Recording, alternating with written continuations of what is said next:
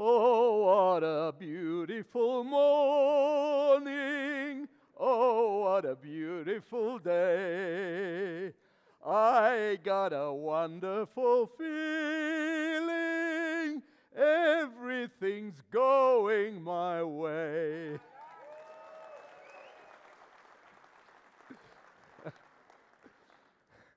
I wish I could say the same thing about the South African economy. I'm going to take you through it, and I'll pick out what is weak and also where some of the opportunities lie, and some of the challenges that the higher education system in South Africa faces in that regard. Let us just start and get a bit of a perspective. There's a lot of slides and a lot of data. May I emphasize, don't get too panicky about it, and these slides will be available if you want to look at them in greater detail. And there is quite a lot of detail that even I am going to struggle to read properly myself, especially when it comes to some of the data on, where a job's going to be created, where are they going to be lost, and that type of thing. The first slide, though, just shows you a comparison of the forecasts for economic growth in the whole world over the coming year and for next year. The green lines of next year and the yellow or black for this year. And I've highlighted 2 points there. The one is the world economy, where the growth rate is forecast to be 3% this year and to rise to 3.1% next year. And then to the right, you see South Africa's economic growth forecast by the IMF to be 1% this year, rising to 1.4% next year. That gives you the context of the way in which South Africa's economy is lagging behind the rest of the world. Because if you look towards the left, you'll see sub-Saharan Africa is growing in the region of 3.5–4%. So there are many emerging markets that are doing a lot better than ourselves. And we will look into what are the contributing factors that actually, thank you, Africa, thank you very much. Apologies, I've got a bit of a cold this morning. We're going to look at what are the contributing factors to why South Africa is lagging behind, and one of the critical ones that I'm going to highlight is, of course, education. But let me take this one step further and show you what was happening in the South African economy in the 1990s and the early part of this century, and you will see that the yellow line, or orange line, South Africa's economic growth, was matching that of the rest of the world quite nicely. In fact, it was accelerating even slightly faster. And we were achieving growth rates of, in fact, between 2004 and 2007, 5.5% per year.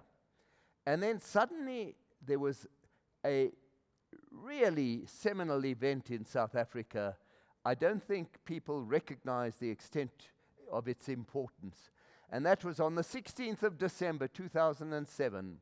There was a conference at Polokwane at which essentially President Thabo Mbeki at the time was denied the opportunity to carry on for a third term as president of the ANC. And instead, what we saw was the introduction of Jacob Zuma as the new president of the ANC, and 9 months later, Mbeki was asked to stand down. And it's amazing. A president who had overseen economic growth of over 5% per year was basically booted out and replaced by someone who had a particular program, and that program came to be known as state capture. And now it wasn't for another 3–4 years before we suddenly saw, look at the divergence that develops between the green line, the world economy, and the orange line, the South African economy.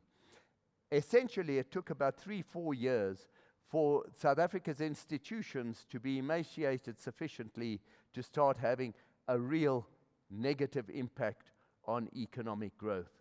And you ask yourself, and one of the results of that, of course, has been this enormous rise in unemployment. Note, however, that the unemployment rate was, basically the grey line is the official unemployment rate, currently 33.2%. The green line is the unofficial unemployment rate, which includes people who have given up even submitting and saying they're looking for work, and that's more in the region of 43%. But notice that even in around the middle of the first century, of the first decade, the unemployment rate was actually quite high already. And that, to some extent, accounts for why you had this change in leadership of the country, because there was a whole cohort of people who felt that even though we were having economic growth of 5%, it was not being the benefits were not being distributed equally across the entire population. And a lot of that had to do with the growing inequality in educational outcomes. And you don't need to be a rocket scientist to know that there is a high correlation between the level of education that is achieved and the unemployment rate. And you can see from this graph, up the black line, those who haven't even finished matric, highest unemployment rate, around 40%. A little lower, those who've got matric but nothing more, unemployment rate just over 30%. A little further down, those who have achieved some tertiary qualification of sorts, not through university, but the unemployment rate is closer to 20%. And then for university graduates, you'll notice the unemployment rate is currently around 12%. Notice also, however, that the trend of all of these graphs has been upward. So the better the education that you achieve, the less likely you are to be unemployed, but at the same time, you are increasingly likely to be unemployed wherever you are, because the South African economy has stopped performing the way it used to. And unfortunately, as a legacy of apartheid, a lot of that, those trends are very closely correlated with race. The unemployment rate is highest amongst black Africans and lowest amongst whites, but in all cases, again, the trend is upward. To some extent, this high level of inequality between those who are educated and those who are not is a saving grace. It's preventing the economy from collapsing.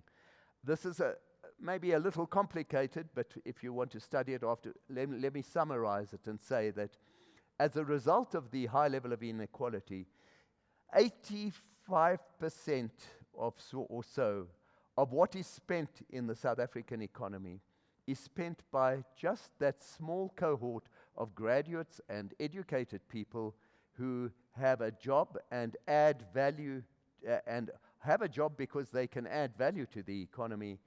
And the other 15% of what is spent in the economy is spent by the other 85% of the country. That provides a certain support for the economy, ironically, because those who've got jobs carry on living and spending, and they earn the revenue and the income that is used to finance the tax bill that is helping to pay for the unemployed and those who are dependent upon welfare systems. So what I'm trying to say is the legacies of poor education or unequal education emanate from apartheid at the start, but very little was done in the consequent to the end of apartheid to actually alleviate these. There were three fundamental errors, as far as I'm concerned, that were made during the Mandela era, in the interests, and understandably, I suppose, to try and transform the economy too rapidly. The first was to offer fancy retrenchment packages to white teachers so that we could get more and more black teachers to do the job.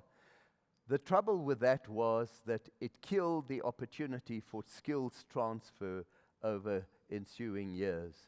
The second was the closure of teachers' training colleges, which I think we have come to regret to a large extent. We've introduced the TVETs, but somehow, and subsidized by the CETAs, but that system is not working appropriately and has been a source of corruption. And the third error was to introduce, very ambitiously, outcomes-based education, which was a wonderful system for your private schools and your better schools who had the top teachers and were able to actually exploit outcomes-based education to its full. But for the ordinary 80% of students going to school, it really resulted in failure or second to none. So that's how we ended up with a change in leadership that in turn led to state capture. And the result has been a distortion in the nature of the South African economy. The green line is consumption expenditure, and as you can see, it has increased by around 50% over the last 15 years.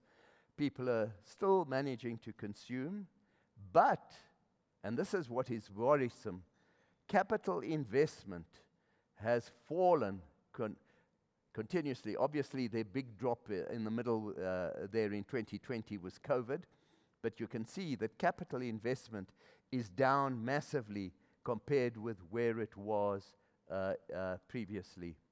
And one of the main contributors to this, here, this graph distinguishes between the orange line, which is investment by the private sector. You can see that, fortunately, has not collapsed completely. It has carried on growing, albeit at a very low rate. The green line, which is capital investment by the government, and the black line, capital investment by public corporations, your Escoms, your Transnet, and the like. And you can see how that has collapsed. Why? Because the funds that were available, or should have been available, to those public corporations were siphoned off into the hands of the Guptas and others, and we have seen a proliferation of corruption in society. And what has emerged from that has been a massive decline in service delivery. You can see the enormous spike in load shedding that took place in 2022 and 2023. The good news is that we have finally started managing to get on top of this.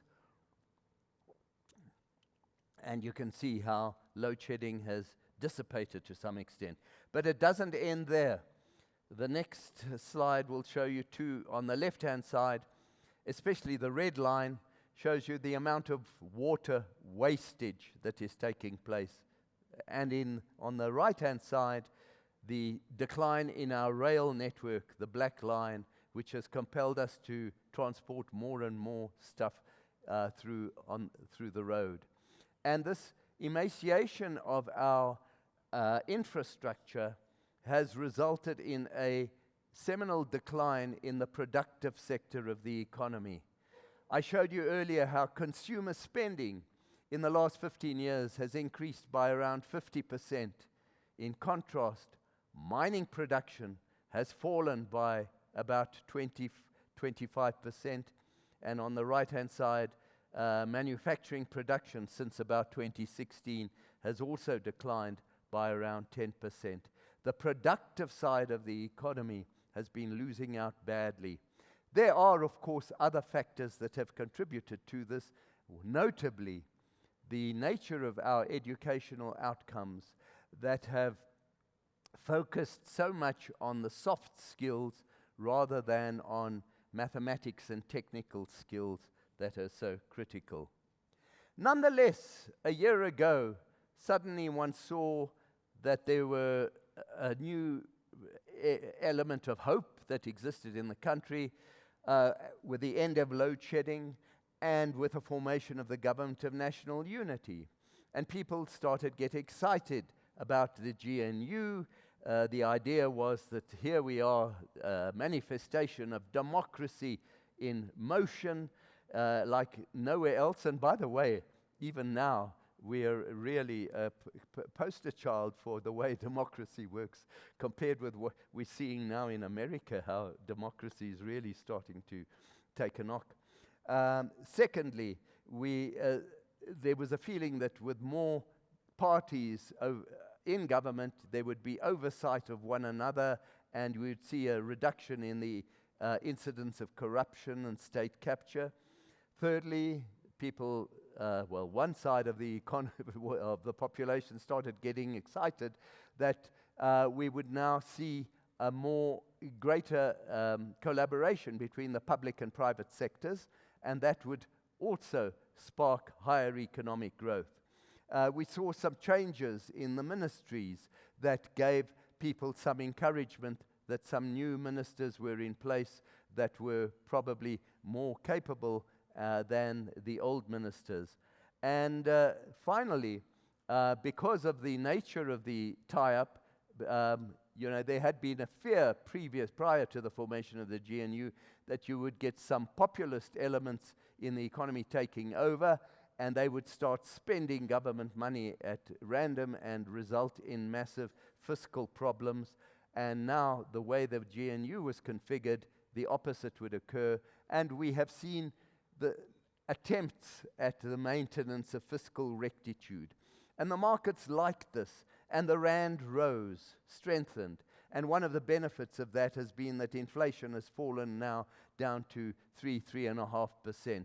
Interest rates have been able to start coming down. All of that was quite promising. And if you looked at the HDI indicators of South Africa and the success we've had in terms of the rollout of electricity, tertiary education, improved water resources, improved sanitation, housing, and the like. If you compare from the General Household Survey what we had in the 1990s with what we've got in 2024, theoretically, we should be booming, because there's been far more people have access to electricity and water theoretically than was the case 20, 30 years ago. The problem is, all of that is starting to collapse in our faces. Part of the reason I panicked in driving here, suddenly there's so many roadworks going on as you approach Sandton. We're trying to get ready for the G20 and show that Joburg is not collapsing as a metro. But the fact is that there's been huge deterioration. Many of you are without water and electricity even today. And so a lot of that positive sentiment that existed a year ago has kind of dissipated to a large extent. And one of the things, partly because even within the GNU, there is an ideological divide between those who believe that the government must carry on doing everything and those who believe that we require more private sector involvement. And there is also perception amongst other political parties that the ANC is not consulting them sufficiently in taking decisions. So it's not been as great a success as people might have hoped for, and clearly there's a lot of election nearing taking place ahead of next year's local government elections, and the hope is that this might improve. But let's see what the role of education is and why I'm so nervous about the contribution of education to economic growth. If you look at and here I've got in the yellow on the right, or the orange on the right is the figures from 2019. The green ones are from 2024. I know it's a lot of numbers, but I will just highlight some of them. You can see that the proportion of people who have passed matric of those who started school 12 years earlier has actually improved over that period of time from 37 to 50%. For those who qualify for university education, the ratio has increased from 17% to 28%. So on the face of it, that is that is very, very commendable. But the concern I have is when you look at maths and maths literacy, more and more students are adopting maths literacy. The figure has risen massively from 240,000 to 380,000 over the 5-year period. And instead, you're not seeing people really tackling the hard stuff that is needed in a world that is increasingly demanding of ability and acuity in technology.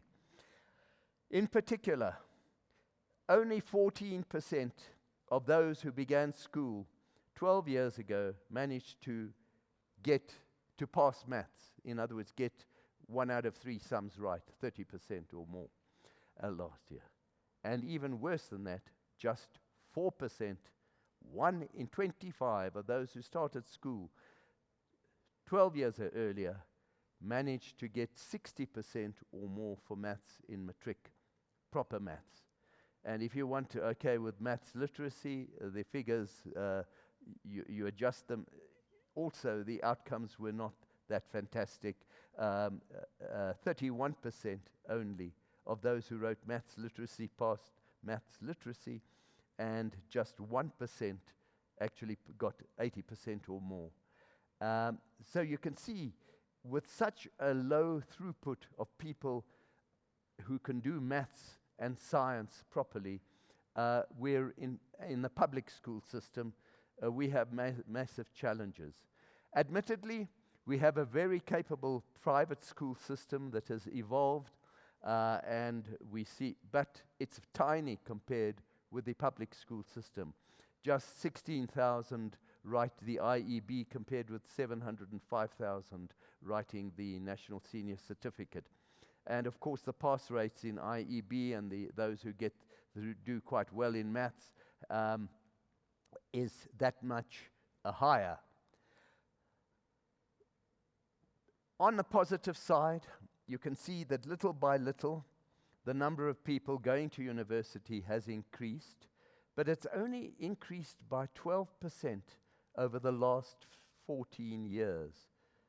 And the population's growing faster than that. So we're struggling to have enough tertiary institutions to cope with those who actually pass that matric. Fortunately, on the positive side, you can see the yellow line, the throughput of the proportion of those who are enrolled at university who then pass has edged upwards from 17% to 21%. So that's the good news. The bad news for me is that everyone wants to go to university. Few want to really study some of the manual and technical skills that are in high demand in the economy. Electricians, mechanics, welders, that sort of thing. And we see how the number going to TVET colleges, conversely, has declined. You've got over 1 million people at university. You've got just over 600,000 at TVET colleges. In the likes of Germany, for example, the ratio of those going to technical colleges rather than university is 4 to 1. In our case, it's 1 to 0.6, and that's why we don't have the manual and technical skills to actually sustain the productivity of our productive sector. And everyone's going into the softer areas, and that's one of the reasons why also the level of unemployment amongst graduates is rising, because people are taking easier options. It's also translating, and this is a little worrisome, into a reduction in the throughput of publications from our tertiary institutions in recent years. We still, punch above our weight. We are number 26, were in 2023 number 26 in the world in terms of academic publications, which is not bad when you bear in mind that our economy is now about the 30th largest in the world. So we are doing relatively well, but the trend is starting to fall back. And one particular concern that I have had is we've got 26 tertiary institutions, formal tertiary institutions in the country, and yet all the expertise and or I better not say all, but a lot of the focus is on the big five, and the other 21 are kind of falling behind, and employers are reluctant to take on people who qualify from those other institutions. There is a big challenge coming now, and that is artificial intelligence. And this is going to have massive implications for the higher education system, because it opens up the opportunity far more for personalized learning and individual tutoring systems, and it can be exploited by the higher education system in terms of providing automated grading, enhanced accessibility, and data-driven decision-making. But there are negatives: the possibility of job displacements, depersonalization, rising inequality between those who have access and know how to use artificial intelligence and those who don't. Cheating and academic integrity is at great risk. And of course, it's creating an environment where the dependence on technology is becoming greater and greater all the time. And of course, we've moved gradually from initially language understanding to speech recognition to increased rationalizability of the system to rationalize and to reason. And this is making it quite challenging for those who would like to actually enter the job market, or those even in the job market, even in my field now. The fact is that you can gain opinions on any subject in economics right now by pressing your ChatGPT. Whether it's valid or not, that is a critical thing, but it can displace a lot of people. Nonetheless, the experts suggest that the proportion of people who are likely to lose jobs through AI, which is in the purple on the left, is actually less than the proportion of jobs that will be created as a result of AI. So I don't think one should be totally negative about the implications of AI. Officially, according to the World Economic Forum, 90 million jobs are set to be displaced over the next 5 years through AI, but 270 million will be created. It depends, though. The challenge is how to use it and how to actually create an environment where one can input it much more. And skills on the rise. There are many new areas where there is huge demand at the moment, and on the other side, you have got some professions where they are likely to lose. And the fastest growing ones here you can see as things like big data, fintech engineers, machine learning, software and application developers, security management, data warehousing, electric vehicle specialization, design, delivery service drivers, light truck, Internet of Things, environmental engineers, information security analysts, and renewable energy. Those are areas where there is huge opportunity in the future. There are, of course, some jobs that will fall by the wayside, and I'm just amused that the top is postal service clerks. And then you have bank tellers and related clerks, data entry clerks. So you see the word clerks there time and again. And then at the bottom, legal officials, legal secretaries. I suppose secretaries are also at risk in that regard. And then you have the trends that are driving technology and transformation of the world economy. At the top, you see information processing technologies, robots and non-autonomous systems, energy generation, storage and distribution, new materials and composites, semiconductors and computing technologies, laser and optical technologies, quantum biotechnology, satellites and space technology. So you can see it's not all doom and gloom. If you can access those functions, you can do very well. On the other, and I've been thinking about what is the impact going to be on South Africa, where we've got a huge cohort of unskilled people. And ironically, I think at a certain level, AI may not be that detrimental, because some of the very menial jobs that people who are uneducated can do will still be in demand. It's kind of at the middle layer for people like economists like myself, where it actually poses a big threat. And of course, the educational system is challenged to produce what is really needed in the future. There's going to have to be far more collaboration and cooperation between the human mind and artificial intelligence to actually go forward. And we've got to somehow find solutions to the rise in inequality that this increased dependence on technology is going to spawn between those with access and those without access to technology.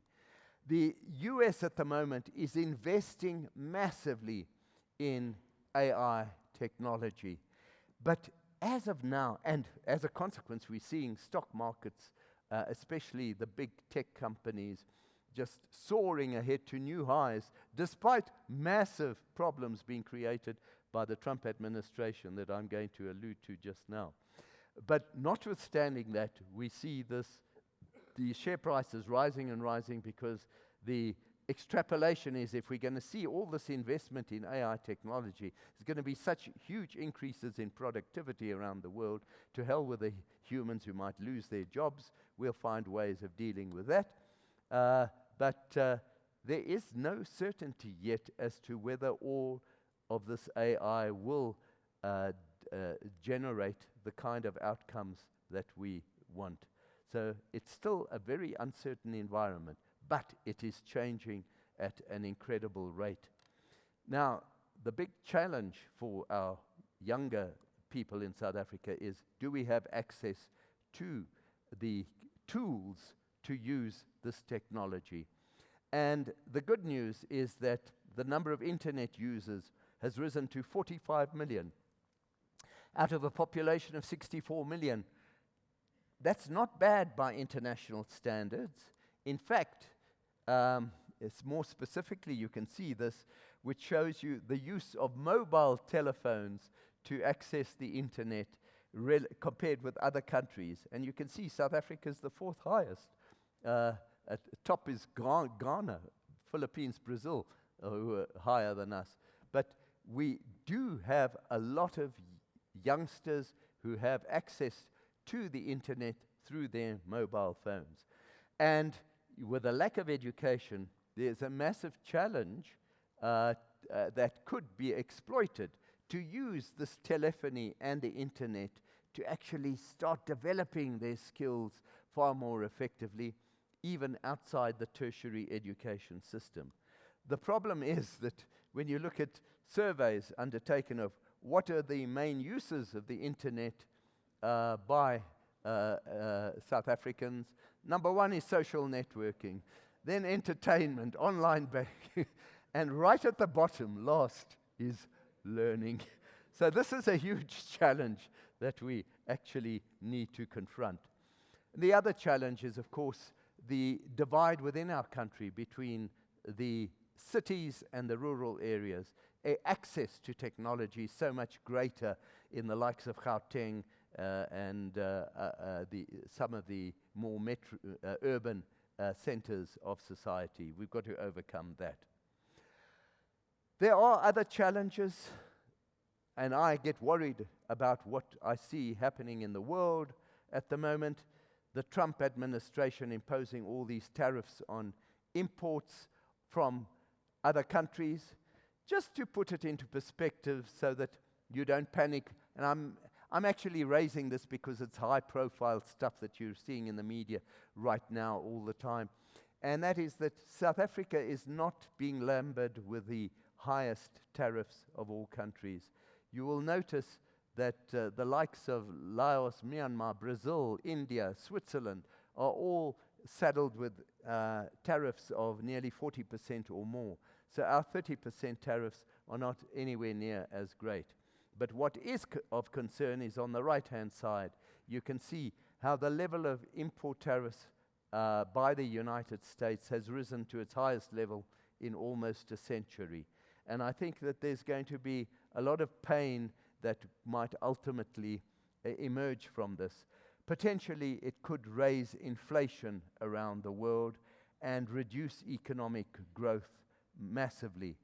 The way in which Trump is also going about implementing these tariffs, one day after another, changing them left, right, and center without seemingly any real logic any obvious logic, is creating a lot of uncertainty that may begin to deter investment worldwide. It's all very well to keep investing in AI, but if you invest in nothing else, and that's what's a lot of investment is declining as a consequence of the uncertainty, eventually this will catch up with the rest of the world, and obviously indirectly impact on South Africa as well.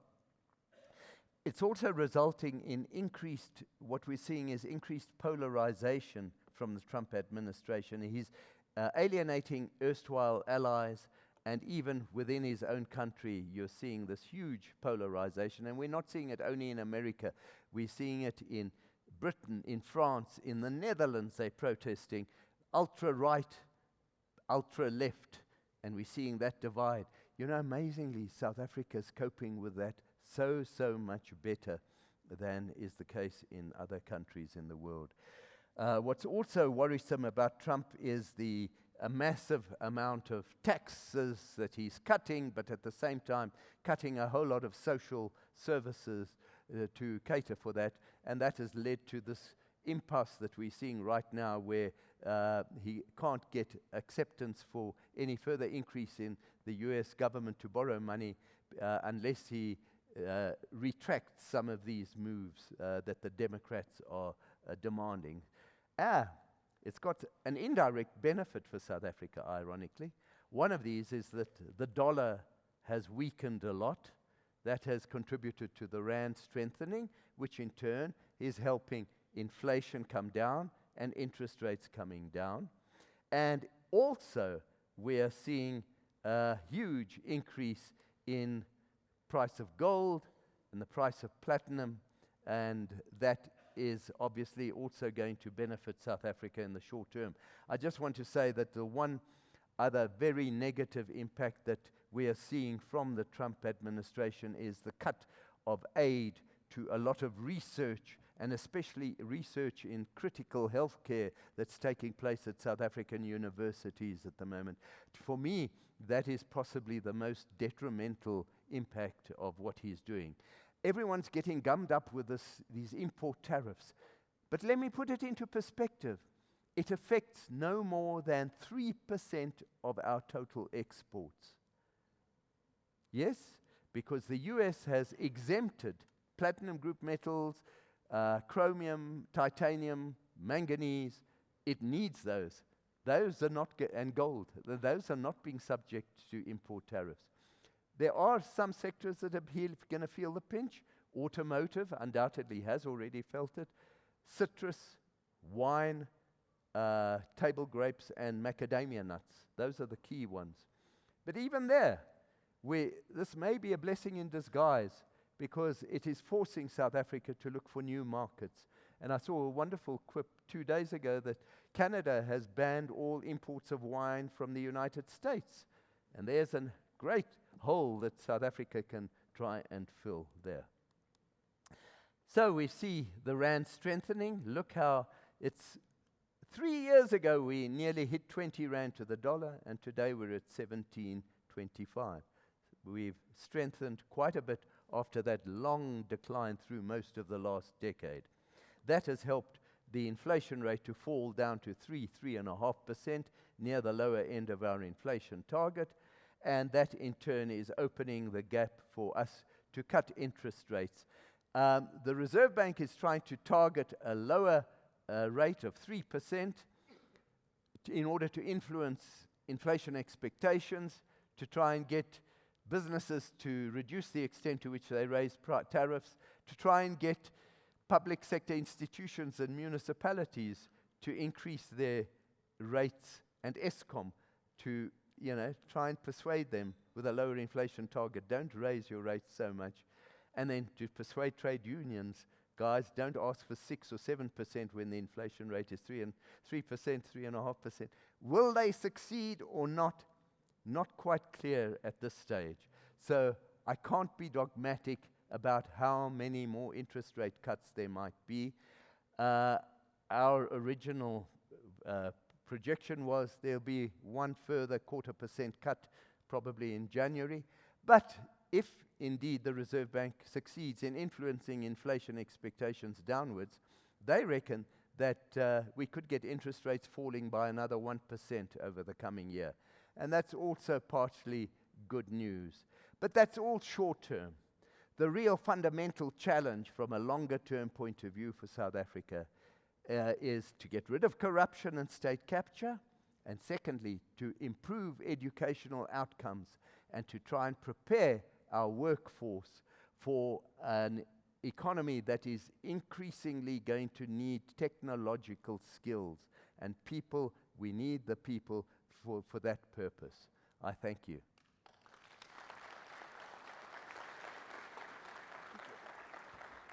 I don't know if, are there any question or answer now or not? I don't know if we have time for any questions. No. But perhaps just to get your comment on one or two things, if I may. There's a whole lot of debate around the informal economy and how that actually will definitely paint a very different picture as far as unemployment is concerned. How much of a factor is the informal economy, and why are we not measuring it effectively to see the data changing? Firstly, by definition, because it's informal, you can't measure it properly. That's the guys don't pay taxes, they don't report things, they don't get permission for this, so you can't measure it. But I would say that we are measuring it, trying to measure it to some extent. The Stats SA actually measures it formally, tries to, and the figures are roughly there are 3 million people employed informally and 10.5 million employed formally. And yes, it is a safety valve for the economy. But I'd go one step further. What we really need to concentrate on in South Africa is developing a vibrant small business sector, whether formal or informal. You go around emerging markets like Ghana, where I've been to give presentations, you see business, everyone doing something or the other, and part of it is they live close to where they work in South Africa because of apartheid group areas. We look very far. But a lot of it has to do with changing the psyche of the country to try and push small business rather than big governments, state-owned enterprises, big businesses, powerful trade unions. The man in the street needs an opportunity, and small businesses will employ a lot more people than big businesses. One has to mention Donald Trump again, I'm afraid. Firstly, good news that there seems to be appetite for the extension of AGOA for at least another year or two. I don't know how meaningful that is.